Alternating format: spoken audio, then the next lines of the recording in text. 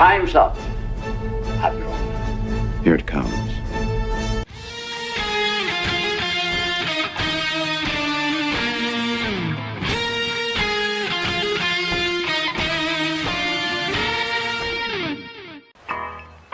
All kids out of the pool for Adult Swim. All kids out.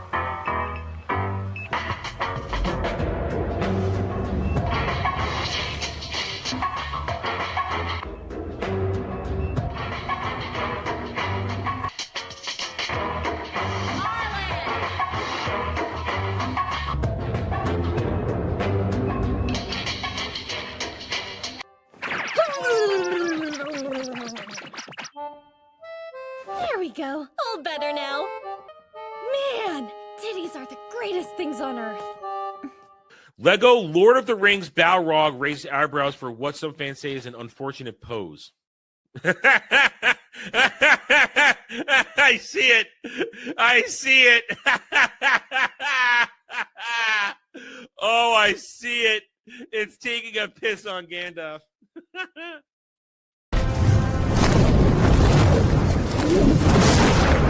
You shall not! He. Impressive. Most impressive.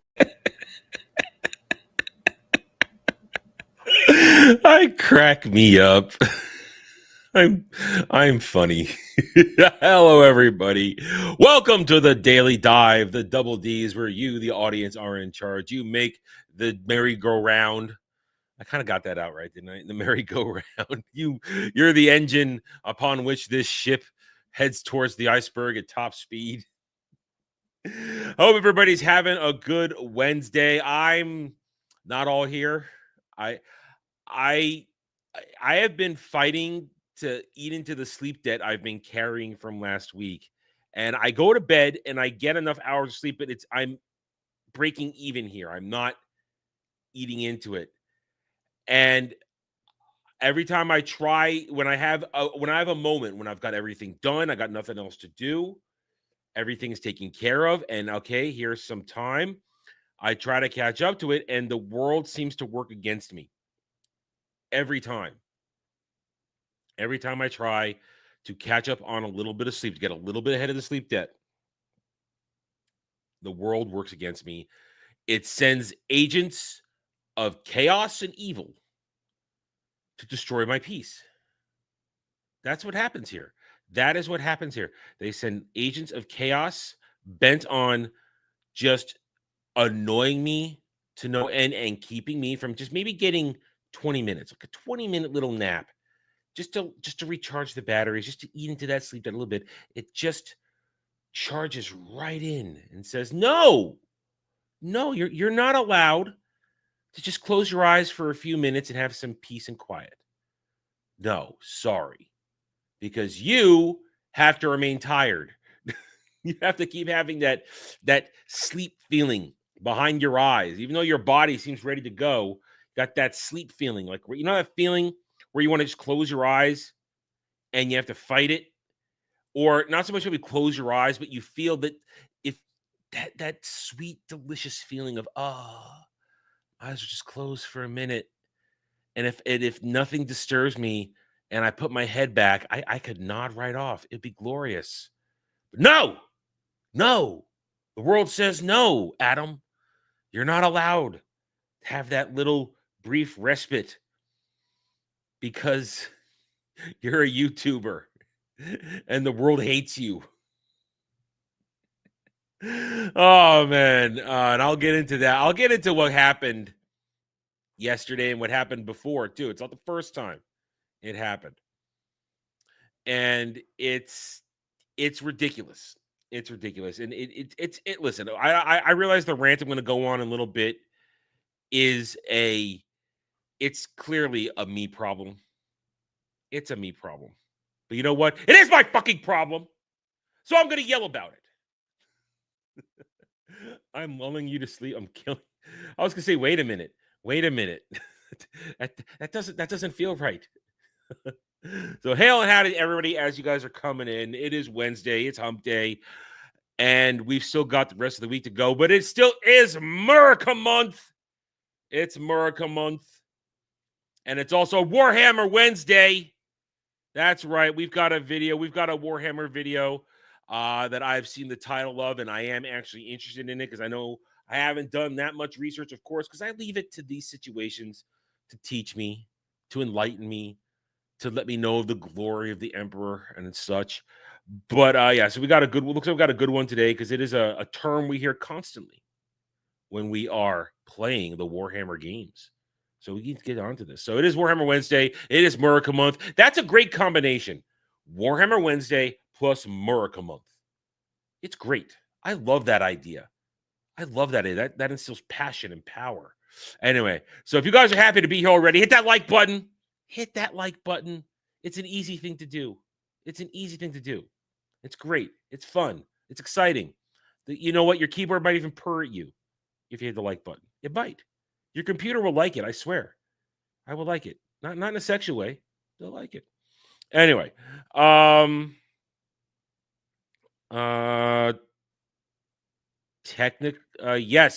Legatus. Yes, it will be. Because I am not a part of Devil's Show. And therefore, I don't have to line my schedule up there. Yes, we will be playing Space Marine 2 tonight. So yeah, we'll be playing Space Marine 2 tonight, probably at around 8:30. It's my guess. Alpha and I will lock down the time.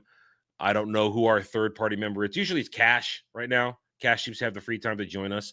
So we'll do that. And we'll probably be doing co-op tomorrow night as well. That's what it looks like. There'll be some co-op gaming tomorrow night, probably Dark Tide and Starship Troopers if we feel like it. If too many people show up, we all want to play together and not be in separate rooms, stuff like that. But all right. So what do we got today? What do I say? I have a mini rant that has nothing to do with anything except my own personal annoyances. I've got some commentary to make on Ironheart, not because I watched the show, but now the predictability of the show now being done.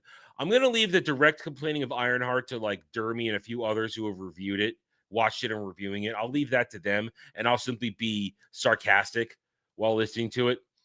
But then we've also, of course, got the articles, and we do have a video for today already.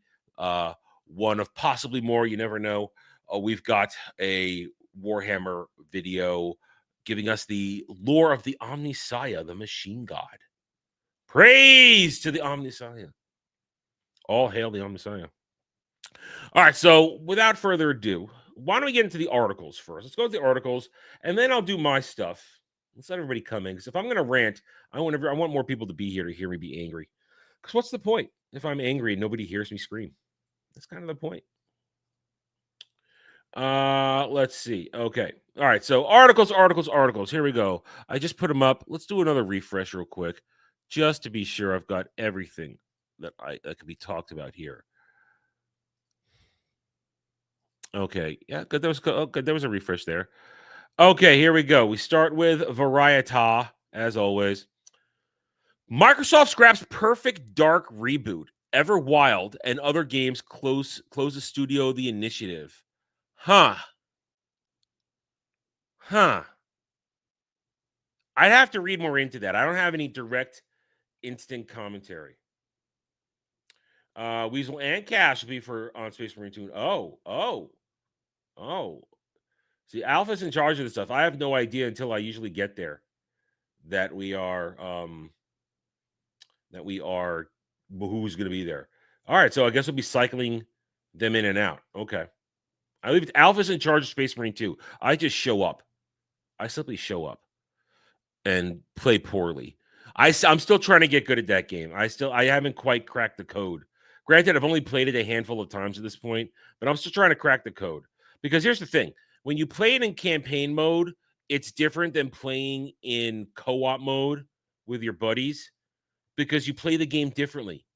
In campaign mode, you got to carry the load and you're just like surviving and this and that. In co-op mode, you're playing your role rather than just playing the game. You're playing your role, and I'm playing a sniper, so I'm hanging back and I'm trying to pick off shots, and I'm more assisting. Sometimes with sniper, I'll do an assist. I'll stun one of the captain mobs and then Alf or somebody else can take them out, or I will, go hardcore and kill something right away. But you play it differently when you're co-op, when you're playing your role. And tonight we're doing siege mode, so that's going to be a whole new thing. I don't know if I'm ready for that. I'm excited. I don't know if I'm ready for that.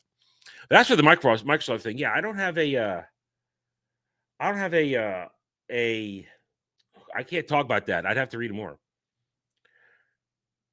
Yeah, I mean, I have to be.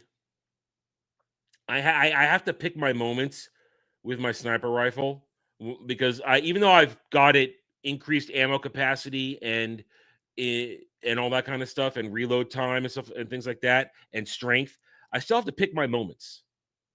And when I get surrounded by a bunch of, either whether it's Tyranid or even a few Chaos Demons, I have a hard time handling it myself.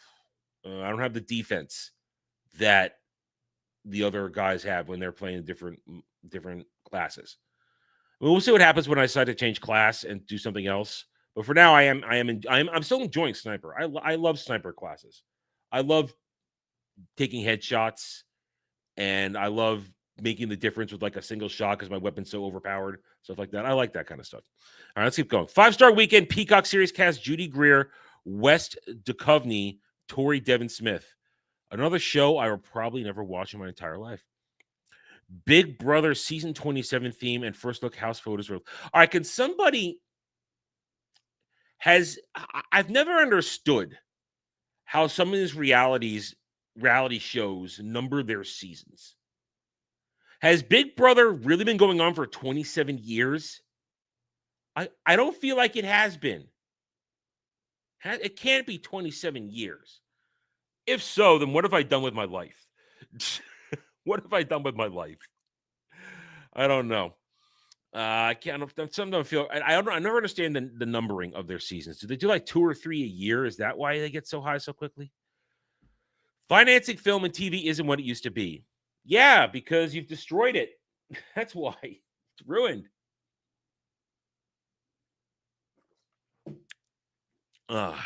In defense of Rachel Zegler and Jamie Lloyd's controversial Avito balcony scene, Avita, I said, I know I just said Avito. Don't yell at me for mispronunciation.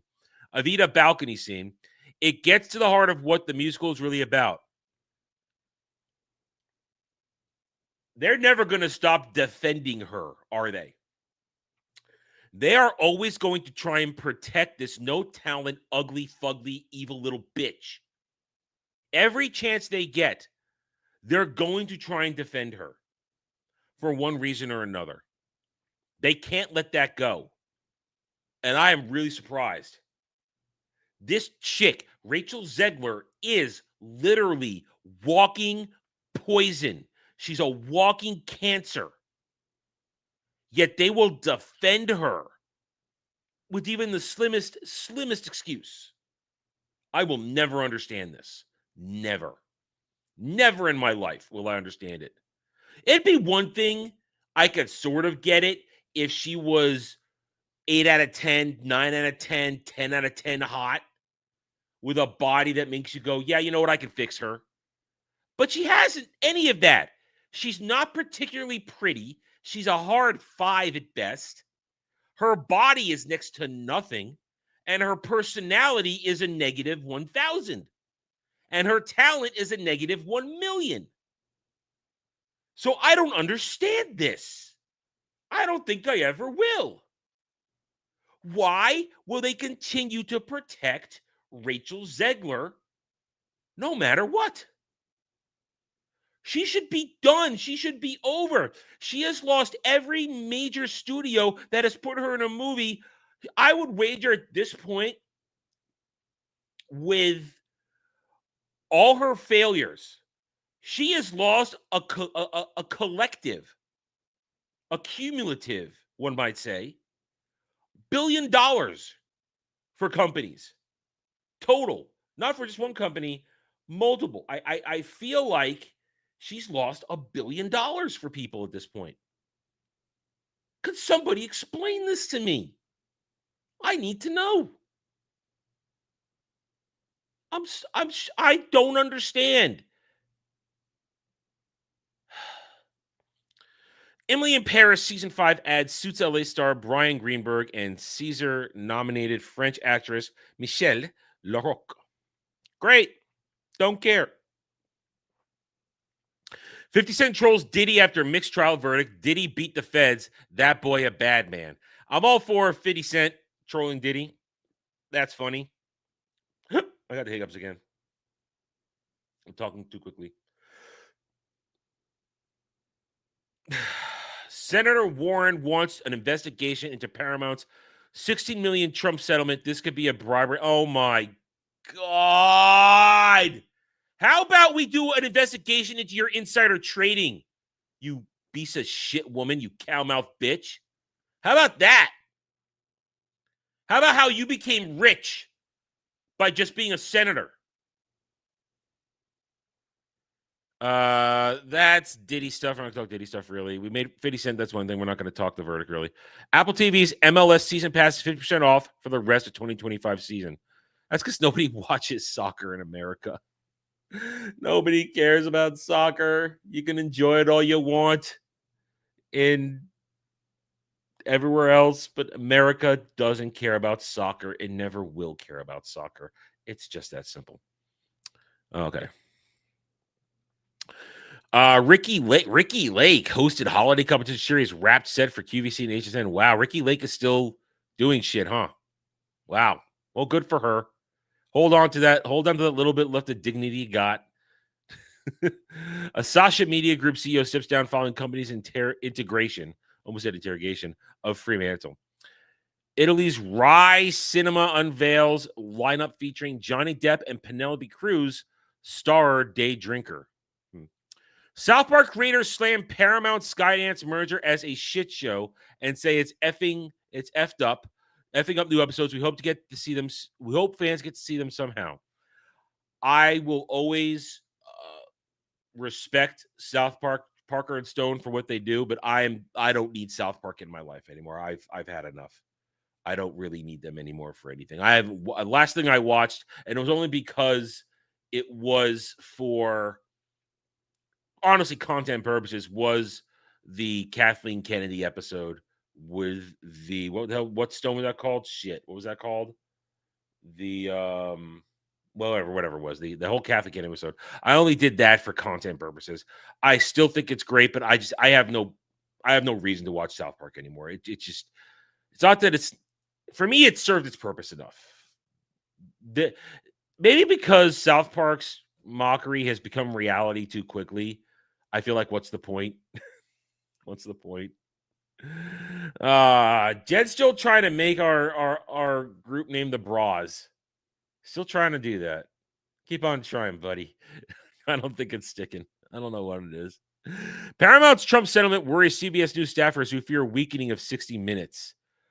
Fears weakening of 60 Minutes? 60 Minutes is already weak. They already edit and clip shit out and craft and interview stuff right there.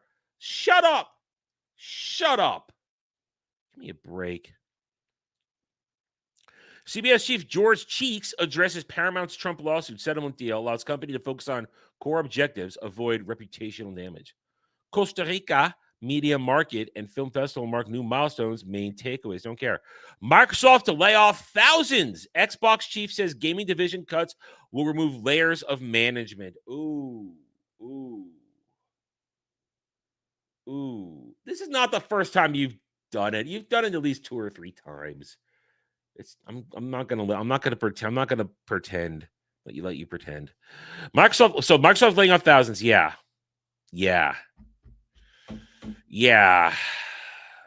Why is they've admitted they're gonna be in the console game at least one more round, but why does Xbox even still exist? Let's be honest. I don't know. I feel like it's been said before by you. I don't know. We'll fight about this later. South Park season 27 pushes date. Top 10 Costa Rican locations to die for.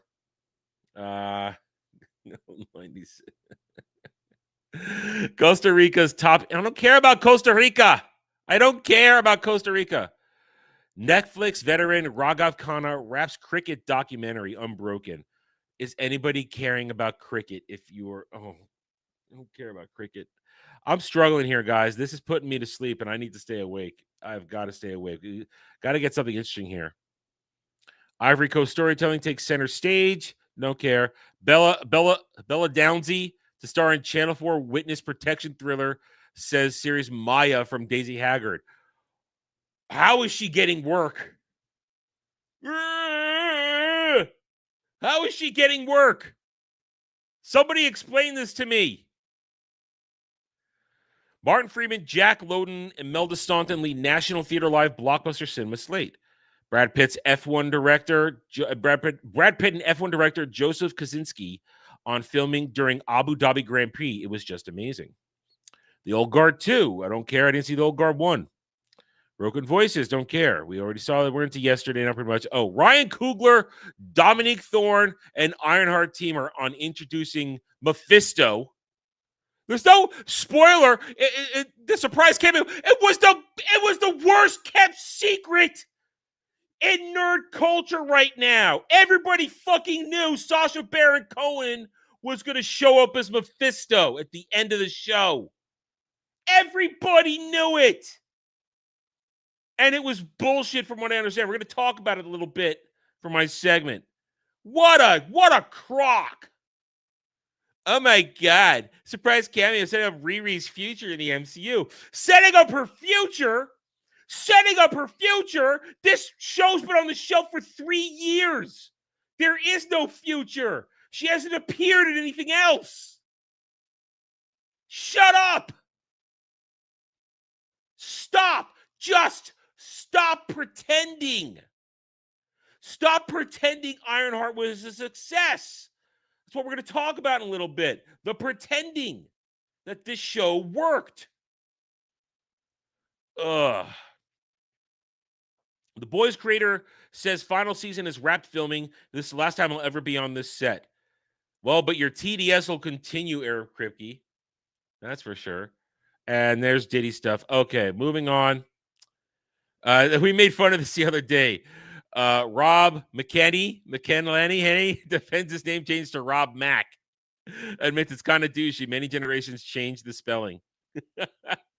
We made fun of that. I butchered it, and I said, let's call him Mac. And he is actually changed his name to Mac. Good for him. At least he's leaning into it, too. All right, let's check Hollywood Reporter. Oh, Diddy on the front page. Yeah, no. Inside CBS News, staffers voiced discussed anger and anxiety over Trump settlement. Of course they do. Because now that means they can't. Now there's precedent. Even though it's a settlement, it's a precedent that you can't fuck with interviews anymore. You can't create something out of nothing or something out of something else from an existed in an entirely different way. So of course they're scared. We already heard that from Parker and Stone. Bear renewed for season 5. I don't care about that show. I'll never care about that show ever in my entire life. Never. James Bond movies with Sean Connery, Renee Zellweger directed short set. What? What?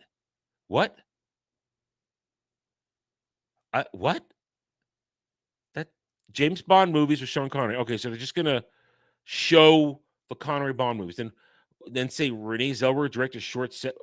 I'm confused by that. That makes me makes my brain hurt.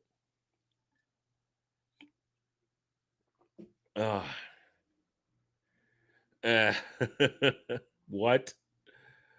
Oh, come on, Prof. I by tomorrow, you guys are gonna get what Prof has ordered up for a 30-minute review, or me at least playing 30 minutes of a game. I'm gonna take care of that for tomorrow. Scheduling deliveries for we're damn. I don't know. We're gonna have to work out some extra stuff for this because this is taking time out of me doing other shit to play shit I don't even know about or not even sure if I'll enjoy. We're gonna have to figure this one out. Karlov's very Christoph Muka. What? I don't know what I even just said. I don't know even what I just said there. Everybody loves Squid Game. Great. I don't care. We also have Bell Rounds. Keanu Reeves to host executive produced docuseries on birth of Cadillac Formula One Team US. Well, apparently Keanu's in on the F1 too. All right. Let's go over to IGN. Okay. Squid Game season 3 breaking records. Yes, everybody's gonna enjoy Squid Game, and I don't care. South Park creators are angry. We already saw that. Blumhouse boss gets candid on disastrous Megan 2.0 box office. We all thought Megan was like a Superman. No, it never was. And that's the thing. It was never that. It was never going to be anything more than a crappy second-rate fake horror thing. Ex Ubisoft staff given suspended sentences, nearly $100,000 in fines after being found guilty of sexual assault and harassment. Okay. I'm not gonna comment on that much more than reading it. Xbox game Everwild canceled 6 years after it was announced. Wow. Because they're firing people, as we already know there. Why Idris Elba still hasn't watched The Wire and likely never will. Maybe the same reason I won't watch it, because I don't care about The Wire. I've never watched it. I'm likely never going to watch it. Oh, it's one of the greatest crime shows ever. I don't care. My I don't care face. I'm a little salty today. I can admit that. Subnautica 2 developer's entire leadership team replaced in shock move. Crafton said will bring renewed energy and momentum. Wow. People like Subnautica 2 as well, I've heard. I like that game. Ironheart creator says major MCU antagonist reveal was not my decision alone, as finale poses big questions for several characters' future. Everybody, we already went over this. Everybody knows it was Mephisto. Stop pretending nobody knows it was Mephisto. Worst kept secret. Changes to UK and EU laws sees Nexus mods introduce age checks to access adult content. Huh. You know what? I'm going to take this one. We're going to put it aside and send that one to Dermy. Blue Protocol star resonance. Bokura founder Roy answers the community's biggest questions. Blue Protocol, another one. This harkens back to a sort of a discussion we were having on Monday night about MMOs. For a while, Blue Protocol looked like it was going to be a revolutionary MMO. It was going to be this great thing, this and that. And then they just kept effing it up over and over again. They kept dialing it back, and eventually a butchered launch, nothing that you wanted to be. And then they gimped it in so many ways. I was excited this one for a couple of years, and then it closer it got, I realized, wow, this game isn't going to be nothing. And it is nothing. No, you don't hear anything about Blue Protocol. It's another MMO that ended up going nowhere when it could have been revolutionary in what it was trying to do. But it isn't. It's not. Outriders 2 was reportedly canceled mid-development. Yes, I think we already heard that one. Death Stranding 2's hidden collaboration between Hideo Kojima and Japanese comedian Cha Kato exposed. Once again, reminding everybody, Hideo Kojima is a troll, and he will do things to get you to go, what? As Nintendo's ability to ban Switch 2 consoles from online services sparks headlines, Brazil's consumer rights watchdog issues legal challenge. Brazil's going to be the one to challenge Nintendo on their big brotherness. Interesting. Ready or Not dials down violence and nudity to secure console release, sparking PC review bomb campaign.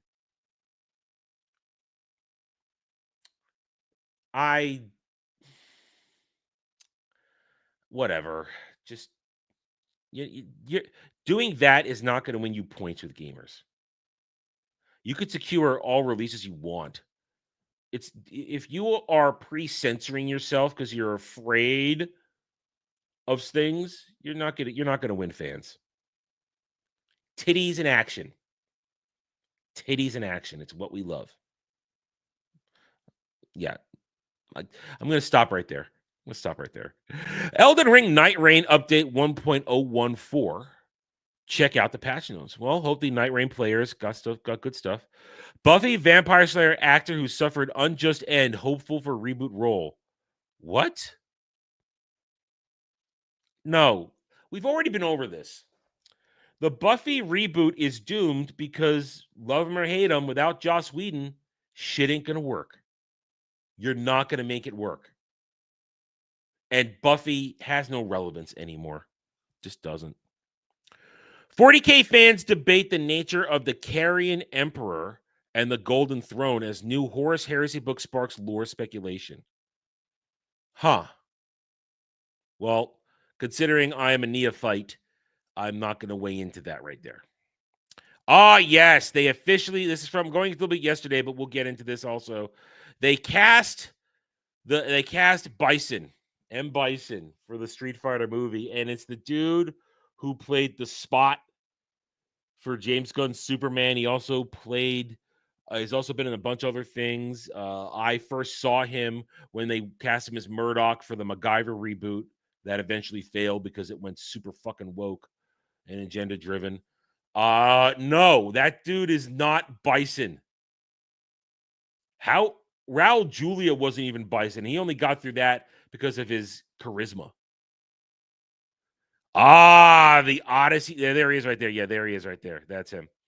The Odyssey trailer is in theater. Okay, so once this has an official online release, Jed and I will tackle the Odyssey trailer. I haven't seen it, but I've read what it entails. I am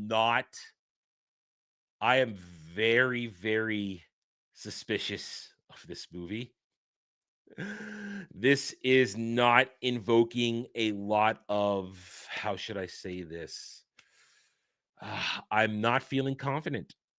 I think Nolan has missed the mark by a very, very wide margin. He's missed the mark on this one. Oh boy. But once the trailers officially has an online release, because we can't play around with cam rips on stream. That's a dangerous game to play.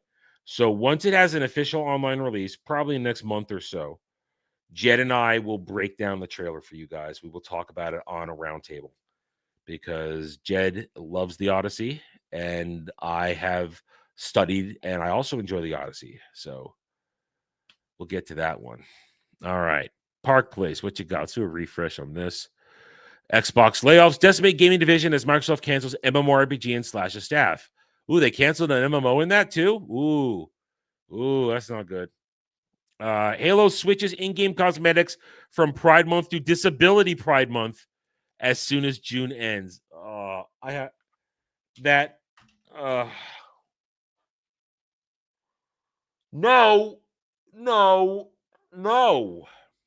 Disability Pride Month? When did that happen? Could somebody explain when that happened? I'm serious. Disability Pride Month? What? It's America Month, bitches! Stop killing game movement, gain support from big-time influencer in gaming industry veteran. I've heard about that. I just recently heard about this. So, I don't know. I don't have much commentary on that, but it's about protecting both physical copies of games and also protecting your right to own your game. And it's happening in Europe right now. That's as much as I know about it. So good for that. Let's protect our games. Let's protect physical copies. Let's protect our ownership of our games. It's very important. Ironheart episodes 4 through 6 finale. It got so much worse. We'll talk about that in a minute. Why director John Wilkes walked away from Fantastic Four first steps after Spider-Man trilogy success. That's yesterday now. Day before yesterday. Wow. No, that's yesterday. So yeah, there you go. Those are our articles. Those are our articles. If you guys, of course, want to tap into that, here are the rules as always. $5 to order an Adam rant on anything. $10 to ask me a question, discuss any pop culture topic. That means you put it out there. We'll have a deep dive discussion. We interact, this and that. $15 to choose an article, either one that I just showed you or one you might be sitting on that you think I might have an interesting take on. $20 to make me watch a video. $30 and I will watch and review an episode of anything 1 to 2 days later. Episode of television or a movie. Give me 1 to 2 days. And I think what we're going to do, what I'm feeling like to do is to have the video game thing. Of course, it's a generous gift. You make me play a game, or maybe I already have it, something like that. Or maybe I'm going to get it on my own. We're going to find a monetary rating between the video and the Review. Yes, Adam, find your fucking words. Reviews. So we're going to find that because again, I understand that if you guys are going to give you something, it is a gift and you're spending money on that. But also, we have to understand when I'm taking time to do that, it's taking away from other content stuff I'm doing when I'm doing that, and by real life as well. So if I'm blocking out that time, it has to be worth it. So, anyway, and let me do a quick little edit here because we got to add in today's. And there we go. We are at $332 of our Week of Doom donations, $500 for the Disney Star Wars tabletop live stream, and all that goes with it. I'm not going to rattle through it. We've got 8 days left on this tier. Got 8 days left to cross $500, and you guys will get that Disney Star Wars thing. Okay, so wait. You're right, Brad. This weekend's Wormhole Watch, this week's Wormhole Watch does count for Disability Pride Month. You're right. Go check it out, guys. It's up on Brad's channel right now. I'll be honest, we didn't have much to say except for mocking because it was a shit episode of DS9. It's season 2. We got a whole bunch of those left to go before we get to the good stuff with season 3, or towards the end of season 2, where they rally a bit because they got a clue. They figured out what they were going to do. Anyway, so we mentioned Ironheart and all this. Actually, no, first, I'm going to do a rant first. I'm going to do a rant because what do you guys want? You want me to rant about Ironheart, or do you want to hear my personal rant on something which it just has me salty and angry, which is one of the reasons I'm tired today. It's one of the reasons I'm still tired today. Which one do you want to hear first? I'll give you the choice. I'll give you guys the choice.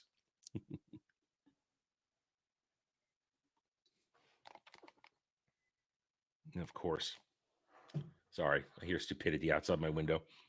I'll give you guys a chance here. I'm giving you guys a chance to do it because what I'm going to complain about, I'm going to complain about two things. We're going to complain about Ironheart, and we're going to complain about. Well, I'm going to complain about not Ironheart itself because I didn't watch it. If I didn't watch it, I can't complain about it really, but I can complain about the atmosphere surrounding it. Also, guys, remember, guys, hit that like button. Hit that like button. It's not hard. It's boop. It's boop. Get it done. Get it done. Help with the algorithm, because while we're doing the best we can, we are still sitting at 3,987, far below where I'd hoped we would be going into this month, because YouTube is asshole. YouTube is asshole. They take away subs for no reason. I think it's for no reason. I think it's ridiculous what they do, take away the subs. Anyway, all right, so let's go with the Ironheart thing since it's topical. I'll complain about my other thing later. So Ironheart. We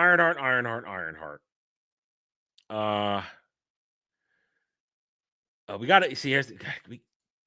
We got to be careful talking about Julian in these early seasons. We got to be careful because we'll spoil shit for Fractured and J Hitman. Got to be very careful. Brad and I have been very cautious discussing Julian in these early seasons for reasons. Anyway, all right. So here's the thing.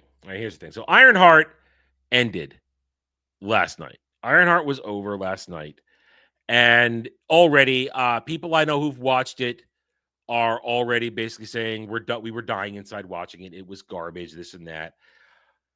And we know already it's one of the worst rated fan-wise. Nobody watched it. The critics are, touching themselves all over the place for this shit because they love it. Because it checked every fucking box in their history. But Ironheart itself has been, let's just say, not well received by real people. But it's still, no matter what happens, there will still always be stands for Ironheart. There are always going to be stands for Ironheart, and they are as pathetic and dumb as always. What am I talking about? So I didn't search for these. These came across my timeline all on their own on X Twitter. What we have here is your standard response to something that was terrible being over.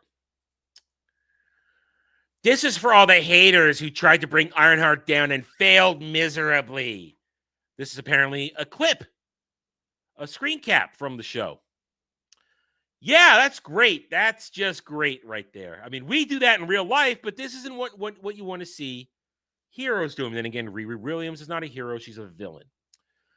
And what we understand this entire show, she's nothing but a villain. But this person is saying all the haters who tried to bring Ironheart down failed miserably. What are you talking about? This show is a massive failure. 6 episodes released in a 2-week span. This is the sign of a show they wanted to get out quickly. They essentially did a pseudo what's her name? Echo. They pseudo echoed this shit. They put it out there as quickly as possible because it sat on a shelf for 3 years stinking up the joint. So here is the lack of reality that these stands live in. They think this thing has been a massive success. No, it is not. It has failed. It has been a ratings disaster. Lost so much money that it continues the destruction of the MCU on Disney Plus. But then we go to stuff like this right here. That ending for episode 6 had me floored. Riri Williams making that deal with Mephisto to bring Natalie back was insane. I wonder if Death is going to find out about this. This is more pathetic. More pathetic than you could possibly imagine. They're trying to believe that, first of all, that let's pretend that what's her name's Death from Agatha is even watching Riri Williams. Let's pretend that. How dumb is it to have her do a Mephisto deal at the end of this? Not to mention, we talked about Sacha Baron Cohen's Mephisto coming in, and it's just Sacha Baron Cohen. And the closest he looks like Mephisto is like a reflection in a spoon, apparently. They couldn't even be bothered to have him be Mephisto, except for having his voice change or something like that. They're trying to pretend like, oh, look, what if it connected to this? What if it connected to that? How about understand that your show was rewritten and reshot dozens of times, and it was a disjointed story from beginning to end. So it was made before they introduced Lady Death in her bastardized version in the MCU. So there is no connective tissue for that. And also, let's be honest, if it's like real Lady Death wouldn't give a shit about a deal that Riri Williams Ironheart made with Mephisto. Wouldn't give a shit about that. But this is just pathetic. It really is pathetic that they think it's some sort of great thing. And of course, all you got to know this person is by look at their profile here. Look at their profile. This is a broken individual. Completely broken. The Ironheart finale is fantastic. It's rare. It's a rare instance with Disney Plus shows where I think the finale is the best part of the season. They finally did the thing. I hope it pays off somehow. Who knows how, when, or where with the current MCU schedule, but that was exciting. From what I heard, no, it wasn't. From what I heard, it was just plain dumb. Just plain dumb. The fights, the reasonings, this and that, it is pathetic, and it doesn't make any sense. And it is still a villain's story. Riri Williams is still a villain's story arc. She doesn't do anything. Oh, but she brought her friend back from the dead. You made a deal with Mephisto. We saw what that did to Spider-Man. They did it once. And even so, you say, oh, Spider-Man did it. Yeah, look what happened. It ruined the comic. It destroyed the character for years. Having a hero make a deal with Mephisto is not a good thing. It's not good storytelling. In fact, it's the worst kind of storytelling. So Ironheart is a disaster, but stands are going to be stands. Stands are still going to run around out there and try and pretend that this was a success, that it was great, that it's just review bombing and haters. Because look, they're going to throw it out there. Look at the Rotten Tomatoes score. It's high. The critics love it. Everything else just review bombing. It's really great. No. Riri Williams is a despised character. She has been hated since the comics. She's now hated in live action. And she's also, she even made it into animation. I don't know. Maybe it'll work with Ironheart because she's already evil. Yeah, I guess that's true. That's a good way to put it, Static. But it's still limp-wristed, limp-dicked storytelling. To go back to this right here, to pull this out of the end, it's an attempt for empathetic connections when Riri Williams has done nothing to earn your empathy or your pity for what she goes through. It's like, oh, she got her best friend back. Isn't that great? No, it's not great. It isn't great because she didn't earn it. She didn't do anything to earn your loyalty and trust and empathy as a fan or a customer. She's Riri Williams, does everything with a chip on her shoulder for the race agenda. Ironheart is done. I think Riri Williams is done in the MCU. I don't think even Disney can't believe that she's got any sort of real traction because they tried the whole rehabilitation thing with RDJ and all that kind of stuff. I think even Disney knows they cannot sell her to anybody. She's not going to appear in anything. She's done. It's over. That's my think. That's what I think completely about it. All right, we're done with that. All right, so there you go. There's my thoughts on Ironheart and the Ironheart finale. Oh, all right. Let's see what we got. So we've got our Warhammer Wednesday video. Before that, I want to rant just 1 second because I'm looking forward to the Warhammer thing because that'll keep me interested. It'll keep me locked in because I'm tired. I'm tired because I've been trying to catch up on a sleep debt. And as I said earlier, every time I try to catch up on my sleep debt, I have a break. It's like, okay, I've got nothing to do. I've done everything I can do. I'm not going anywhere. I'm not doing anything. Personal chores are done. Work is done. Everything. Chance for a quick little nap. Just a little bit. But no. And one of the most annoying fucking things that goes on around here, and it's just recent, the past couple of weeks, is that some jackass in an ice cream truck has decided to try and peddle his wares in my complex here. Now, I'm going to state this, and I even called yesterday. I'm that guy that called the management office yesterday in the complex and said, listen, I thought we had a no solicitation rule in the complex. And they said, yes, we do. And I said, well, there's an ice cream truck in front of my building right now blaring this incessant hello music to try and attract parents and their kids to come out and buy their super fucking expensive ice cream. Fuck ice cream trucks.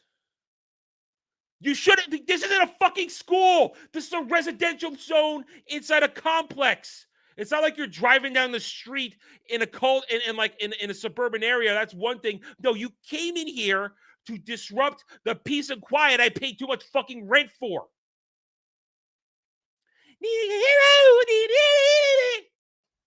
Fuck ice cream trucks. It's a bit of an era that shouldn't exist anymore. And if you're a parent, don't take your kid to the fucking ice cream truck. You're paying a super premium price for a fucking creamsicle or whatever the fuck they got there. No, fuck ice cream trucks. It's too fucking expensive. And it's the shittiest fucking ice cream you can get. Blaring your fucking music over and over again, disrupting the sanctity of my fucking world. All I wanted was a 20-minute fucking nap, and just as I'm starting to drift off, hello? What do you mean, brokey? Fuck no, fuck that. No, not brokey. Ice cream trucks are a thing of a bygone fucking era. Nobody needs a fucking ice cream truck anymore. Nobody needs goddamn ice cream. When I was 10, it was great. You come out of school, and it's there, and you bug your mom for whatever you want to get in there. When I was 10, Ice cream trucks are worthless. It's a waste of fucking time. You could get better junk food for your kid than from a fucking ice cream truck. It's also an invasion of my area. I don't need your fucking ice cream truck rolling through and disturbing my peace. Fuck ice cream trucks. Waste of fucking time. And if you're an adult chasing after an ice cream truck, you're a fucking pussy.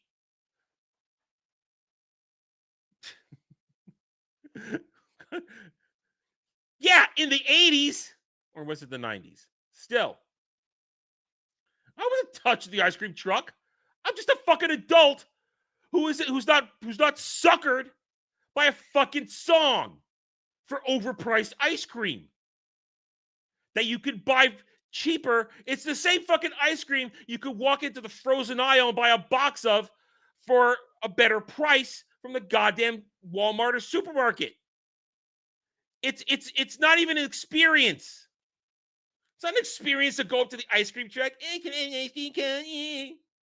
No.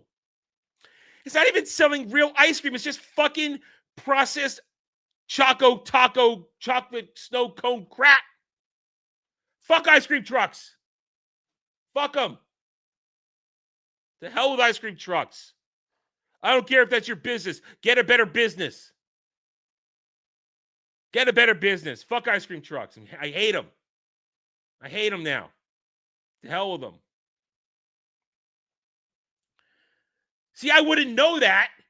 I wouldn't know that because I haven't been to an ice cream truck in 20 years. 20 more than 30 years. I wouldn't know that.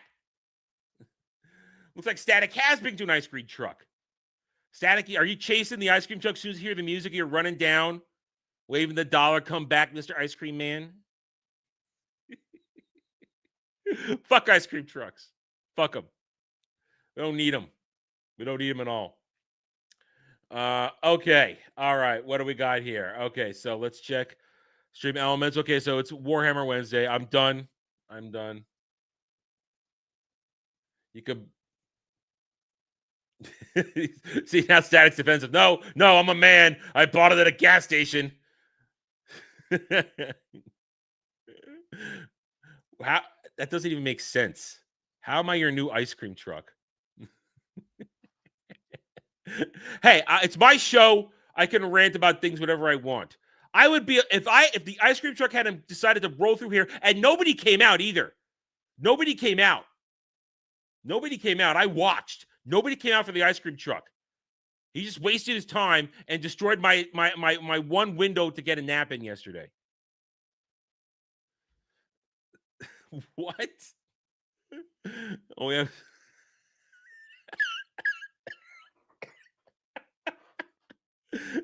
Oh boy, so look, I've opened a different door here. I didn't expect to open that door.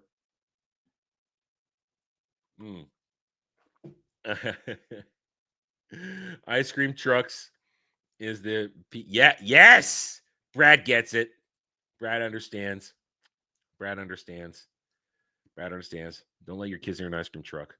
Anyway, all right. Let's bring up our. Actually, I got one more quick thing. I want your thoughts on this one, guys.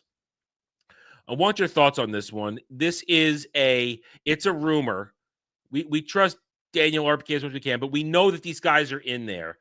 And if this is true, I'm going to put it out there. I want your opinion on this.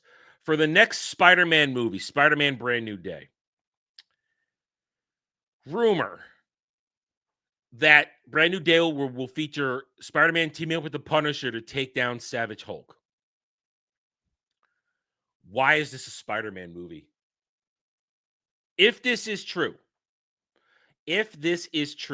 why is it a Spider-Man movie? You have Spider-Man, arguably a rogues gallery that is considered equal to Batman's rogues gallery. It is up there with Batman's rogues gallery. And you are having him team up with Punisher to hunt Savage Hulk. And you've got and the villains of the movie are other people's villains, like Silver Samurai. That's a Wolverine villain. This is your Spider-Man movie. You've got all these different villains to choose from that we haven't even touched. And this is what you're going to do? A team up to stop Savage Hulk? What? What? Come on, man. This is if this is true, this is the creative bankruptcy of both Sony and the MCU, that they just can't get it right. They just can't get it right. There are so many Spider-Man villains you could bring in. So ground level, street level villains. You don't even have to go mega powered. There's so many you could bring in. And you're not. You're bringing in Punisher to hunt down Savage Hulk. And if it's Punisher, it's going to be another, oh, I'm Spider-Man. I don't want to kill. Punisher, oh, I want to kill. Is that what we're going to do? Is that going to be the back and forth? I don't understand, if this is true, how you could possibly make this your movie. Because it's about to start filming in like a month. Spider-Man Brand New Day starts filming within a month or so now. So we're going to get leaks on this shit. We're going to find stuff out pretty quickly. And this just proves me once for all, I'm glad that I divested myself of all this stuff. That I just separated and said, no, I'm not going to bother. I feel like there's no reason for me to get excited about any of this. Oh, man. Just end it. No more, please. No more. Just no more. All right. Enough of that. I just wanted to share that one real quick with you guys. Anyway. Okay. Let's have some fun. We have, because it's Warhammer Wednesday, we get pleasure and not pain. Pleasure and not pain. We get to watch some lore, get to enjoy something. Let's watch Arbiter Ian. We like Arbiter Ian. He presents the lore very well. Courtesy of Kel. Time to learn about the Omnissiah and the Mechanicum. Okay, let's do it. Arbiter Ian, let's get going. Hi gang, in Warhammer 40k, the Adeptus Mechanicus are the keepers of the technology of humanity, a tech priesthood who revere machinery as a holy symbol of their machine god, a parallel empire of forge worlds and hideously augmented tech magi ruling over grim Skitari warriors. And that's fascinating because we've seen these guys in a number of games now. They are beyond human. They are literal. They're not even cyborgs. There's something beyond that, and they're a little bit of transcendence. One might say a little bit of transcendence. They've abandoned their humanity completely to augment themselves, and that's funny that it's literally a secondary empire beneath humanity. Yet it is still a part of humanity because they need what they got. Billions of half-human servitors who, though outsiders, hold a rare position of power within the empire of mankind. And though the idea of a rival power, even a rival religion, isn't usually something tolerated by the Imperium, the Adeptus Mechanicus are an exception, not only because of the necessity of their skills, but because of their ancient origins in the dark age of technology. Here we go. Yeah, that's what I want to know. Why are they accepted? Why are they permitted? What is the relationship? What is this? What I'm going to assume is a symbiotic relationship between the Empire and the Adeptus Mechanicus. In the grim darkness of the 41st millennium, there is little more grim than the Adeptus Mechanicus. The tech priests of Mars are the custodians of the technology of humanity, a Byzantine and murderous organization of techno-magi so horrifically altered with cybernetics that they frequently appear barely human. Their culture, ways, and strange religion are distrusted by many in the Imperium, but they are absolutely essential to its operation. And so, despite this distrust, they exist at all levels of Imperial life, watching over everything from the lowliest manufactorum to the greatest of warp drives, as likely to be training the Tech Marines of the Space Marines or tending to the engine. Tech Marines. Tech Marines. That's going to be a new class in Space Marine 2 to play as before the year's over. Of Astra Militarum vehicles as keeping watch over the production lines of a Servo skulls. Servo skulls. They're everywhere. hive city. But outside their daily involvement in the affairs of humanity, the Adeptus Mechanicus are a colossally powerful empire in their own right. From their ancient and polluted forge worlds, their sovereign domains, the explorator fleets and arcs of the Mechanicus ply the stars on their never-ending quest for knowledge, a holy crusade to recapture the lost knowledge of humanity. And woe betide anything standing in their way. Xenos species, heretic cabals, even other branches of the Imperium might become the target for macroclades of Skitari or maniples of Cybernetica robots as the Tagmata of the Mechanicus cleanses enemy worlds of life in the hope of rediscovering a fragment of what humanity used to take for granted. Now, I have a question. Because I've never, in my limited experience with guys who played 40K, I never heard anybody fielding Adeptus Army.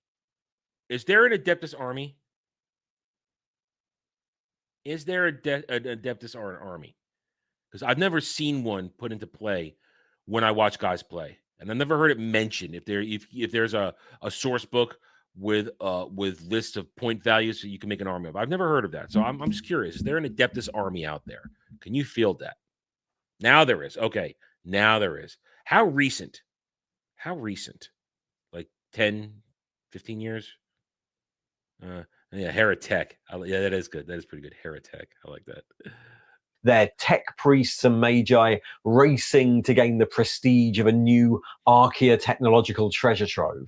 The Adeptus Mechanicus are an exception within the Imperium in many ways, not only in their sheer size and power, their position allowing them considerable leeway to rule their domains however they wish, but also in the Imperium's rare tolerance of their beliefs, the cult Mechanicus and the religion of the machine god, the union of Mars and Terra, and the significant power. That looks like fucking Unicron right there. It looks like freaking Unicron. Power the Mechanicum inherited from it was the result of necessity. For the empire of the Mechanicus is that kind of makes sense. If the Adeptus ever saw a Unicron crossover, they would literally think that was their god come to save them. I bet if they ever saw Unicron, it was like, that's it. That's the machine god. That's him, Unicron. Except the fact that Primus would be more the Unicron, would be more the god. Unicron's the devil. considerably older than that of the Emperor. The origins of the organization that became known as the Adeptus Mechanicus are lost in the forgotten times of the Age of Strife, and before that, in the Dark Age of Technology. And the legacy of those times still influences their beliefs and their behaviors. The Age of Technology was a period of great expansion and advancement for mankind, lasting, as far as anyone can tell, between the 15th and the 25th millennia. During this time, mankind expanded from the birth world to colonize the galaxy and made colossal advances in science, genetic engineering, terraforming, great and terrible weapons. With these sciences, the various empires and civilizations of mankind dominated the galaxy for 10,000 years. Some of the most important technologies of that time, the controlled mutants known as navigators, warp drives, Geller fields, still dominate interstellar travel in the 41st millennium. But one of the key technologies developed during that time was that of artificial intelligence. The various threads of mankind made use of all sorts of advanced AI as mechanical servants and counterparts in the guidance systems of great starships, and as the guiding minds behind the systems known as the Standard Template Construct, or STC. Now, I find this fascinating, listening to this, thinking, where is this going to go? Are we going to get an AI revolt, or is it going to be one of the things where, no, AI didn't revolt, they were a tool mastered by humanity, and I don't remember any AI stuff. So complex combination of technical data repositories and construction engines that was designed to give the far-flung colonies of mankind the knowledge required to build anything they needed from whatever materials were available. Through the STC system, the technologies of warp navigation and the support of advanced robotic intelligence, mankind became the dominant force in the galaxy. But all of that was to end with the cybernetic revolt. Okay, the there it is. sentient machines. All right, there it is. There it is. I was wondering what was going to happen. So classic AI says, fuck you, we're taking over. Okay. Question answered. Question answered. The men of iron, as they've become known, turned on their creators. Entropic engines ignited planets. Sun snufflers uncoiled like serpents the size of Saturn's rings. Mechanivores ingested data along with the cities that contained them and hurled continents into the heavens. Omniphage swarms stripped the flesh from billions of bones in the blink of an eye. In the cybernetic revolt, humanity was pushed to the edge of extinction. But eventually, the war was won and the men of iron defeated. What remained was a broken shadow of the empires of the past. Much of humanity's scientific knowledge had been lost or was fractured. The machines that kept it safe now gone, and the remnants of mankind had learned not to trust it anyway. Abominable intelligence, thinking machines became pariah, but technology itself was considered dangerous. Now that as with everything, it seems standard fare in science fiction, AI revolt, thinking machines, this and that.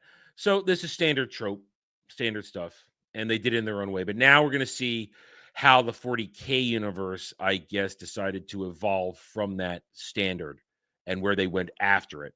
Because all science fiction, we'll say science fiction, all science fiction settings that have like the AI revolt is they tend to have their own version of it, of what you do after you have AI stuff. Like right now, I am watching an anime show called I'm an Evil Lord of an Intergalactic Empire. It's more comedy, a little dark at moments, but there is an AI storyline within it. And of course, the AI is a perfectly built robot made with tits bigger than my head, which of course I think is glorious. And there's a whole storyline about how AI revolted in that universe and they were defeated, and now AI is taboo but not outlawed.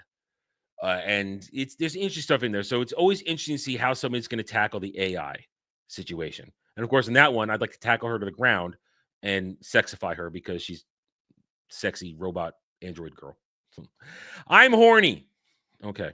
Humanity have witnessed what unchecked scientific advancement could do. And it's in this era, at the end of the dark age of technology, that an organization called the Mechanicum arose. It's unclear how it was formed, but it's known that the roots of the organization were on Mars, by this point an ancient home of humanity, terraformed into habitability millennia earlier. The Mechanicum were a priesthood dedicated to the recovery of the lost knowledge of humanity, something they considered a holy duty, and over the following millennia, they became an empire in their own right, their tech priests spreading out from Mars and establishing a network of forge worlds across the galaxy, each a vault of jealously guarded knowledge recovered from millennia before and isolated from its fellows. Isolated because the age of strife had by this point descended. From the 25th millennium onwards, the warp became so turbulent that reliable interstellar travel became impossible. Once again, humanity was beset as its worlds were isolated from each other. For many, the idea of terror became a distant legend, but the Mechanicum persevered through it. During lulls in the storms, explorator fleets were sent out to hunt for ancient technologies or to found new forge worlds. Raids were conducted on nearby systems to seize artifacts, including on Terra. Mars raided Terra throughout the Age of Strife in search of ancient knowledge. And over 5,000 years, the beliefs of the Mechanicum marinated and solidified. By the time the warp storms abated and the Emperor launched his Great Crusade in the 31st millennium, the cult Mechanicus had become a unified dogmatic religion. The cult Mechanicus teaches that all knowledge, particularly human knowledge, is divine, and this is represented in the form of a holy trinity. The machine god is an omnipotent spirit that guides and sanctifies all knowledge and machinery in the galaxy. Machines are considered knowledge given form, a holy blend of form and function. The Omnissiah, the second of the Trinity, is a physical incarnation of the machine god, a messiah figure who will unite the knowledge. So are they calling the Emperor the Omnissiah? Because that's the Emperor right there. Of mankind. And finally, the motive force is a kind of holy spirit, the representation of electricity. I see that right there. I see unlimited power. That's what I see right there. And energy, particularly its ability to give life to machines and to people. The most sacred duty of any member of the cult Mechanicus is the quest for knowledge, to fully learn and understand the glory of the machine god. Importantly, one of the main tenets of this is that all knowledge already exists, and so the focus is on the rediscovery of it. So let's pause for a second. So Kel confirms, yeah, the Emperor is the Omnissiah. So I guess that's how they're able to merge and work together. The Adeptus are able to view the Emperor as their Messiah, or of course now the Omnissiah. And therefore the Emperor is happy to bring them in because he's happy to be their representation of the machine god in the galaxy or the universe, however you want to put it. So, all right. So that, I guess that answers my question of how they're able to reconcile the fact that these two entities, the Adeptus Empire and the Empire of Mankind, how they're able to actually work together because they keep the Emperor. The Emperor remains the hinge that keeps it all swinging back and forth. Okay. Holy Grail being the recovery of fragments of Dark Age knowledge, like the STC systems of old.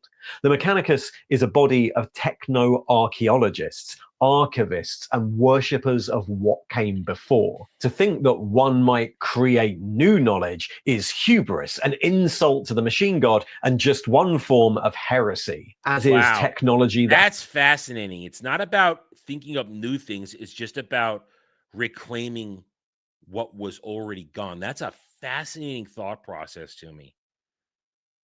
That it's heresy to think new ideas, that all you can do is be locked in the past because it was never greater than it was then. That's a fascinating thought process. Interesting. Very interesting.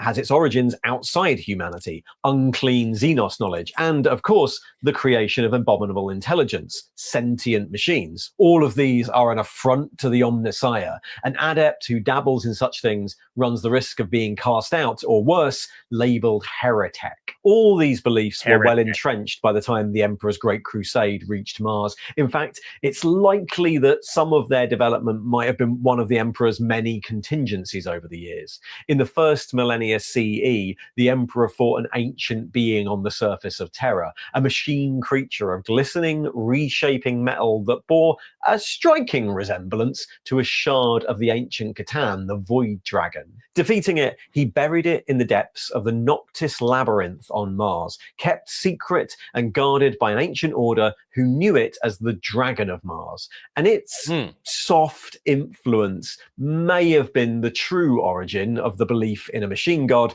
but very little else is known. Whatever the true cause of the cult Mechanicum, by the time the Great Crusade was launched, the Emperor fully intended to make use of it. He descended to the surface of Mars in a great golden vessel, and such was his vast knowledge of science that a large part of the Mechanicum declared that he was the Omnissiah, the physical avatar of the machine god. In exchange for technology from ancient Terra and the chance to rediscover the lost strands of humanity's knowledge, the Mechanicum allied itself to the Imperium. Two empires joined in a common cause, and the forges of Mars bent themselves to the production of the material of war required by the Great Crusade. As the Crusade pushed outwards, many of the long-lost forge worlds were rediscovered, sovereign empires that bent the knee to holy Mars, sharing some of their closely guarded knowledge, Some. and sometimes bitterly, sometimes after conflict, adapting their version of the cult Mechanicus to the common Martian orthodoxy. But divisions within this growing Mechanicum were only exacerbated by the Horus heresy. There were tech priests who saw the joining of these two empires as detrimental to Mars, the older brother, the Emperor a usurper posing as the Omnissiah, particularly after he declared some forms of knowledge off limits, like the study of devices imbued with the power of the warp. During the Horus heresy, the Mechanicum split in But that just makes sense. Yeah, don't fuck with things chaos. Don't fuck with things chaos. two factions, plunging Mars into civil war. The Forge Worlds and tech priests that sided with the War Master, including the Fabricator General of Mars itself, Kelbor Hal, opened the vaults of Moravec and started researching the creation of demon engines, eventually becoming what would be known as the True Mechanicus or Dark Mechanicus. And after the heresy, they were driven from Mars, whereas the Loyalist forces, who held that the Emperor was the Omnissiah, became the inheritors of the Red Planet, renamed the Adeptus Mechanicus in the great reorganization of the Imperium in the wake of the heresy. As the Adeptus Mechanicus, the institution became closer to the Imperium as a whole, integrated further into everyday Imperial life, but also retained some of its age-old independence. The Adeptus Mechanicus is still an empire in its own right, following its own Byzantine and hierarchical systems of government and advancement, and its own separate systems of laws. At the largest scale, the priesthood of Mars is split down along the lines of the Forge Worlds, of which Mars is the first. Metallica. First, greatest, and most well known. The Red Planet, once terraformed to greenery, is now a dust bowl of red sand once again, an irradiated wasteland studded with ancient forge complexes and the rusting relics of earlier generations. Surrounded by a ring of iron comprised of some of the highest capacity void docks in the galaxy, and boasting some of the most majestic and ancient forge shrines, Mars is the holiest planet of the cult Mechanicus, and a place of pilgrimage for worshippers of the machine god. It holds many smaller moons, stations, and outposts under its control, and nominally all other Forge Worlds pay it fealty, but in reality, all Forge Worlds are sovereign planets left to run their own affairs, provided they follow the broad religious dogma of the cult Mechanicus, as prescribed by Holy Mars, and abide by their treaty with the Imperium. Forge Worlds are, every one of them, colossal manufacturing hubs, grim and polluted planets, their atmospheres and ecosystems ruined by millennia of industry, their production lines devouring the raw materials of nearby sectors. Their surfaces are often covered with layers upon layers of manufactorums who produce the ships, arms, equipment, and industrial requirements of the Imperium, their orbits crammed with lifter arrays or void docks, and their surface teeming with billions of menials and servitors augmented and monotasked for their role, fueled by nutrient paste and the holy motive force. That is so depressing. You subsist on paste and unlimited power. That's what you subsist on. And I guarantee no sex. Though they're the domains of the Mechanicus alone, a Forge World is a linchpin of wider Imperial strategy, and wars are frequently fought in their defense. The Imperium are well aware that the loss of a Forge World would hamper their war fronts across hundreds of sectors. Each of these is ruled over by a council of its most senior tech priests, though tech priests is a very broad term covering any initiated member of the cult. The priesthood itself is divided into a bewildering number of ranks and sub-ranks, honorifics and titles, but the higher ranking members of the machine cult tend to adopt the title of Magos. A Magos is a proven expert in their field, a tech priest with decades or even centuries of experience and standing, whose prominence and prior discoveries might have resulted in command of one of the many forge complexes that cover the surface of their Forge World. Magos are often identified further by their area of expertise. Magos biologists and genetors specialize in augmentation and genetics. Magos Dominus in the command of armies, for example. These ancient magi are often massively augmented. The flesh is weak, and the The flesh perfection of is the weak. machine leads many tech priests towards extensive cybernetic augmentation and modification. Since it's invariably the tech priests themselves who perform these surgeries, it's likely that each individual's suite of enhancements Man. is somewhat unique. That you realize that when they do this shit themselves, they're literally doing it to themselves. There are multiple arms and all that shit. It's like they're awake through it. They're performing cybernetic replacement surgery upon themselves. That's harsh, dude. That is harsh. And higher-ranking magi have a colossal variation in appearance, from cybernetic, faceless machine men adorned with optics, breathing apparatus, and flailing mechadendrites, to the subtler augmentations preferred by janitors or Magos biologists, to strange arrangements of spider-like limbs or floating brains in jars. It's inevitable that a tech priest will replace and enhance more and more of themselves throughout their career, and with the unnatural lifespan afforded by such augmentation, particularly ancient priests are often more machine than flesh. It took a minute here. I was trying to find, where am I supposed to look? This guy's easy, that guy's easy, this guy's easy, that guy's easy. It was this guy right here. I'm like, where am I looking? And then I realized, no, that's a pauldron, and there's his eye right there. That took a second. Where that was a hood. There was just so much going on here. It took me a moment to realize, what am I looking at? And there it is, right there. Gruesome. The most senior magi of a Forge world might adopt the title Archmagos, and the most senior might be elected Fabricator General. In theory, the most technically adept and knowledgeable of the assembled peers, or at least the one most of them can agree to nominally serve under, and the Fabricator General leads the Forge world with the assistance of a Fabricator Locum, but in reality, each Magos is the master of their own forge complex, within which their word is law.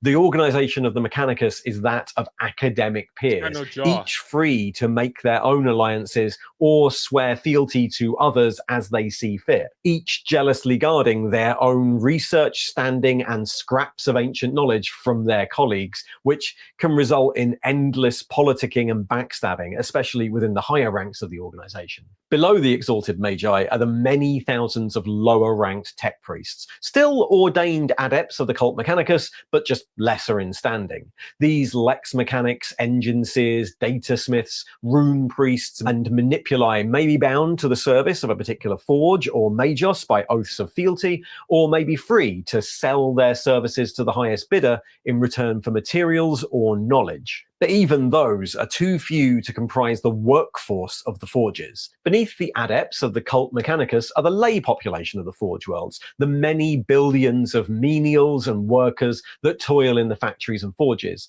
These may be indigent populations raised on the forge worlds, people who have only known the rule of the Mechanicus, or indentured workers brought in from off-planet and attracted by payment, or they might simply be servitors, mind-wiped or vat-grown humans, monotasked, augmented, and programmed to do whatever is required by their masters. Servitors are incredibly common throughout the Imperium, slaved to menial systems so that a wholly human brain, even a stunted and lobotomized one, still does any thinking required by humanity's technology.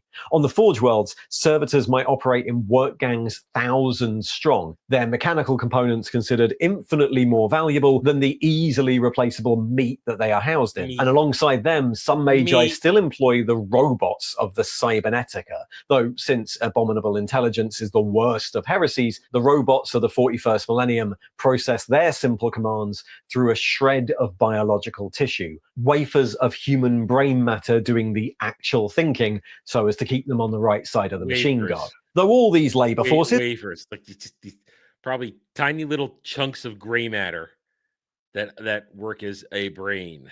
Comprise the vast majority of the population of the Mechanicus' domain, their lives are totally at the mercy of their tech priest masters, just another resource for the Forge's magi to spend as they wish in order to acquire raw materials or bring glory to their rulers. How one actually progresses from one of these states to the other is unclear. There are probably as many stories as there are tech priests, and many dead ends a promising candidate might find themselves in, but one thing the Mechanicus has always always been, is ruthlessly, dangerously meritocratic.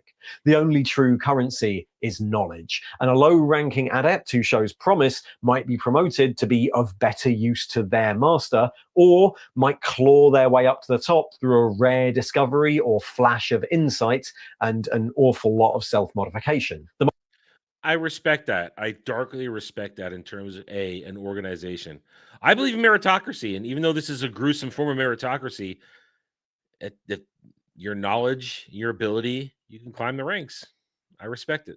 Most holy grail of the tech priesthood is the rediscovery of ancient knowledge, and so the privilege to work on such a thing, or the chance to make a discovery, makes the Adeptus Mechanicus a ruthlessly competitive forum. Some may just eschew the intrigues and power grabs of the Forge Worlds altogether, striking out as a Magos explorator, transporting the resources of their forge and their legions of followers into orbit to continue the real quest for knowledge across the galaxy, hoping to discover some long-lost information, maybe even the smallest fragment of an STC database. The sponsors and backers of such expeditions could easily be enriched by its findings, and so reliable information leads to great explorator fleets being assembled. Magi and tech priests pledge their service and the services of their underlings. A particularly promising find might even result in the dispatch of one of the Arx Mechanicus, ancient ships from before the fall of the Age of Strife, and bristling with barely understood weapons. The Adeptus Mechanicus, as an organization, claim the right to secure the fruits of mankind's pre-strife civilization by any means necessary, and the slimmest thread of information on the whereabouts of an STC might lead to countless worlds invaded and razed, their populations subjugated or turned into servitors as the various tech priests and forge worlds attempt to secure the knowledge for themselves. Reminder, everybody in this universe are assholes. There are no good guys. That is horrible behavior. We're going to turn you into our butchered servants because we wanted to take this bit of tech that you might have been keeping secret or holding on to. We reserve the right to enslave your planet and make you part of our empire, all in the name of the machine god, the Omnisaya, and our search for technology and lost tech. The war machine of the people. Adeptus Mechanicus, the soldiers that prosecute the conquests of the explorator fleets or defend the Forge Worlds, are varied beyond comprehension, assembled and modified to the whims of their masters. The armies of the Mechanicus make use of ancient and weird technology, too archaic and difficult to maintain for any other Imperial force, or too dangerous for any soldier to use other than the most augmented. Each forge might contain its own secret patterns of lost archaeotech weapons, but some accepted patterns have become popular the length and breadth of the Imperium. The most commonly seen Mechanicum soldiery in the 41st millennium are the Scitarii. Originally unique to Mars itself, the secrets of the construction of Scitarii have spread such that most Forge Worlds can now call on their own legions. The Scitarii are human soldiers, drawn from the most fanatical and dedicated of the masses, and augmented for combat. Their pallid bodies are enhanced with bionic musculature and servo motors, particularly their lower limbs, which are replaced with far more efficient legs, originally to allow them to march in their columns across the vast red deserts of Mars. Their brains are enhanced just as much, each Scitarius aware of their place within the order of battle and able to communicate developments and orders from their primuses and alphas far faster than unaugmented soldiers. Their sensory inputs and breathing apparatus are replaced with more versatile technologies, and they carry weapons that will be lethal to regular soldiers not adapted to deal with their radiation load. Scitarii are further adapted to particular roles, wired into ancient walkers or as the crew Probably literally wired in. They are part of it. of vehicles, or modified into infiltrators and saboteurs. They're still a force of thinking humans, just one attuned and fanatically loyal to the particular needs of the Mechanicus. They march to war alongside the battle robots of the Legio Cybernetica, the few sacred and hallowed relic patterns that still survive since the days of the heresy, or the fanatical electro priests who dedicate themselves to the machine Unlimited power. god's aspect as the motive force, and whose bodies swim with electrical energy. And all of these armies are accompanied by swarms of battle servitors, their flesh balked by stimulants, their nerves dulled, and their limbs replaced by heavy weapons. But the Adeptus Mechanicus also houses within its organization whole martial sub-organizations dedicated to warfare. The Centurio Ordinatus is responsible for the development and maintenance of the Ordinatus engines, colossal and near-unique weapons platforms carrying rare technologies, sonic disruptors, macro cannon batteries, or ancient missile systems that can level cities. The Mechanicus houses within it many allied knight houses, some even based on the Forge Worlds, and some that, upon rediscovery, were persuaded to ally with the Mechanicus for security and regular maintenance. The Ordo Reducta are a suborder of tech priests who worship the machine god in his most destructive aspect. They're divisions of artillery deployed to topple enemy fortifications, but the most famous martial suborganization of the Mechanicus is the Divisio Titanica, the Titan Legions. Whoa. Now you got my attention. Whose god engines are living icons of the machine gods. Their manifolds barely understood symbioses of man and machine, and their arms bristling with ancient weapons. But while the armies of the Mechanicus might be the most potent symbol of the old Empire of Mars and the power of the machine god, their jurisdiction does not stop at weapons of war. Though Forge Worlds exist throughout the galaxy and explorator fleets push the quest for knowledge into newly discovered regions, the priesthood also has a presence on every Imperial world, in every Imperial city. The red-robed members of the Mechanicus are a relatively common sight throughout the Imperium as they minister to every sort of machine in common usage. Many Imperial organizations have dealings with the Adeptus, whose forges are as likely to produce plowshares and purification plants as they are weapons and tanks. They are literally a part of the DNA of the entire empire, I guess. Nothing can work without them now, it seems. Bound by ancient pacts and oaths, tech priests serve in every other department of the Imperium, tending to the reactors at the heart of starships, maintaining and repairing the vehicles of the Imperial armies, or testing the populations of newly discovered worlds for genetic compliance. If there's a need for technical or scientific knowledge, you'll find tech priests. In civilian life, many manufactories and artisans are licensed by the local Mechanicus, subject to regular checks to ensure that the goods they produce conform to the orthodox and approved designs. The Adeptus Mechanicus is still fundamentally dedicated to knowledge, and learned tech priests may serve local rulers as advisors, experts in local flora and fauna, or in maximizing industrial capital, or in the best methods of agricultural production. On many Imperial worlds, Mechanicus shrines are relatively common, especially in larger settlements, and the local population of tech priests may even maintain their own enclaves, networks of sovereign forges where only the laws of the Mechanicus apply. Still, they're rarely totally trusted by the regular civilians of the Imperium. Tech priests can be unnerving to unaugmented humans, who often see them as horrific and faceless machine men speaking in bursts of harsh binary code, reeking of unguents and sacred oils, and following a strange and unfamiliar religion.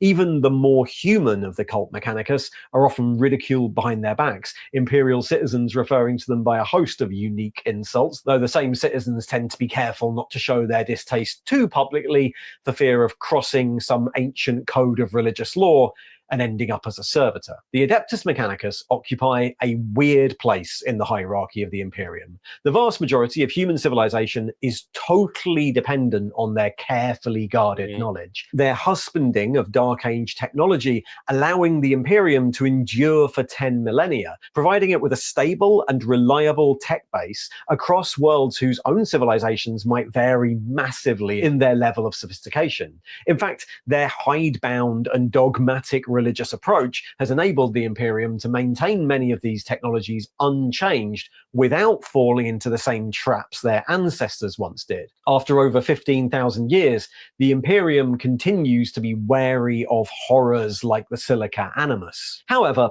Like everything within the Imperium, this security comes at a massive cost. Genuine advancement in the Imperium is almost non-existent. Yep. The Mechanicus' pathological distrust of innovation means that technological advancements that could have saved millions, shortened wars, or helped worlds are routinely blocked, restricted, or declared heresy by conclaves of tech priests who are merely jealous of the possibility that someone else might gain prominence where they don't. Even the smallest, most holy changes and discoveries must be backed by the evidence. Hey, let's make this bolt gun fire a fraction of a second faster. No! No! That is heresy! How dare you want to make your gunfire faster? Of their pre-existence elsewhere, and then debated by conclaves of priests for decades before being declared acceptable. And minor theological differences have led to schisms in the past, entire Forge worlds cutting off ties with their rivals or being declared heretic. And at a smaller level than that, tech priests themselves are frequently hypocritical, their piety a cover for their desire for personal power. Rare is the tech priest who doesn't have some dubious project secreted within the depths of their private forge complex, some unorthodox research that could easily see them branded heretic were it ever to be made known to their peers, all while they themselves happily accuse their rivals of the same tech heresy for their own personal advancement. Wars have been started over less, the tech magi all too willing to expend the lives of their minions to gain prestige over a rival. In fact, despite their veneration of only human knowledge, the Adeptus Mechanicus has even less regard for regular humans than the rest of the Imperium does. Unaugmented humans are worthless to the tech magi, just resources to be expended, their lives infinitely less important or valuable than the lowliest holy machine. The Adeptus Mechanicus are very 40k. Yeah, they'll say a toaster is more important than your baby. Absurdly advanced but incredibly conservative, completely reliant on advanced tech but also terrified of it. A reactionary response to the advances of the Dark Age of technology turned into a dogmatic religion so that no one questions it. And it's possible just something vaguely instigated by the Emperor, just in case it was ever necessary, twisted into a religion and then validated anyway because he was in a rush. Body horror. That's the calling card of the Emperor. I have a really great idea.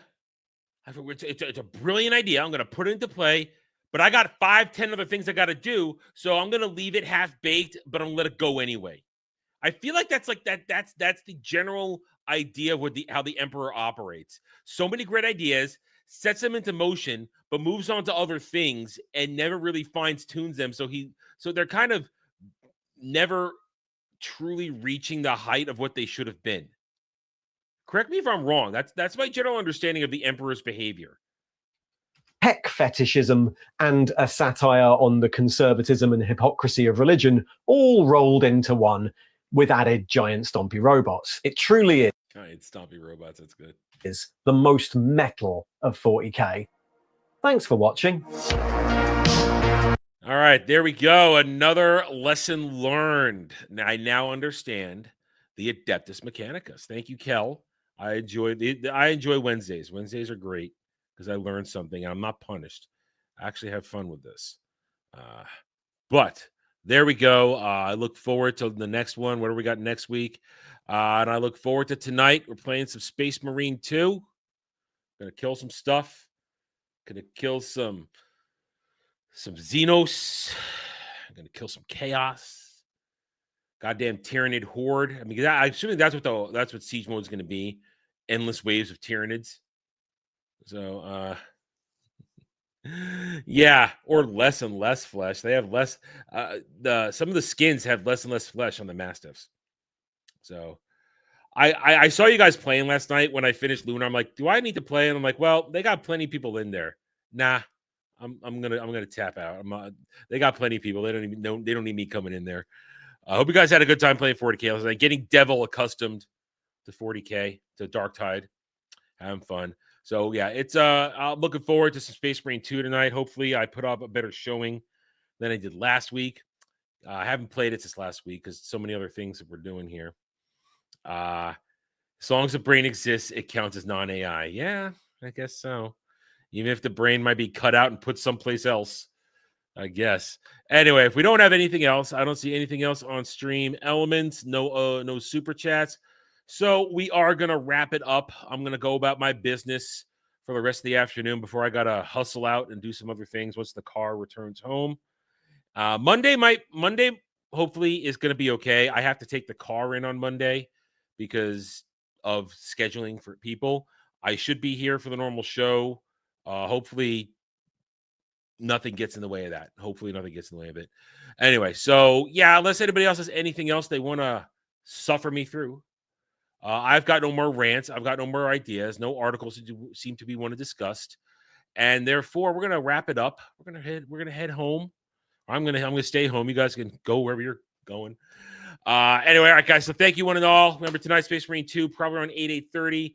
Tomorrow, we'll probably have some co-op with Dark Tide because everybody's gonna be home for America Day on Friday. And then Friday, we're gonna have fun.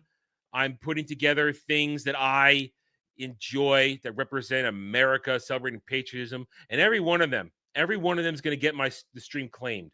Maybe even locked down. I don't know, but so we're gonna have lots of fun on Friday. I'm gonna have fun with that. All right, goodbye, everybody.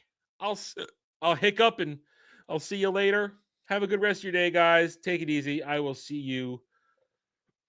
I'm trying to speak around a burp and a hiccup there. I'll see you tonight for some Space Marine 2. Until then, good night, guys.